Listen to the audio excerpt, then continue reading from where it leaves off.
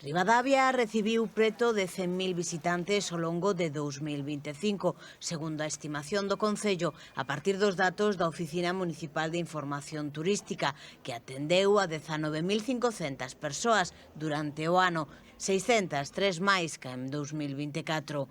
O incremento confirma a consolidación de Ribadavia como destino turístico e unha afluencia repartida ao longo de todo o ano. A media situouse en 53 persoas atendidas ao día en 1.625 ao mes, segundo o balance anual da oficina. Os datos amosan unha evolución positiva e sostida do turismo, froito dunha oferta cada vez máis recoñecida e diversificada tanto nas temáticas como nas datas.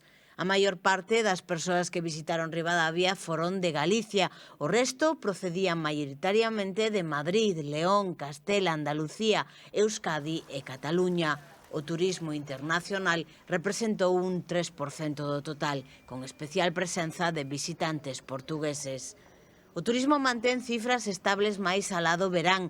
Os meses de maior demanda concentráronse en agosto, maio e xullo, aínda que os datos reflicten unha presenza continuada de visitantes durante todo o ano, incluídos os meses de inverno e especialmente os de Nadal, cando pasaron pola UMIT máis de 1.700 persoas. A información máis demandada polos visitantes céntrase no patrimonio histórico, o termalismo, as visitas ás adegas, rutas de sendeirismo e bicicleta, zonas de baño e gastronomía. O perfil maioritario busca coñecer o conxunto histórico, gozar do viño e das termas, comer nun restaurante con encanto e pasear pola vila sen necesidade de utilizar o coche.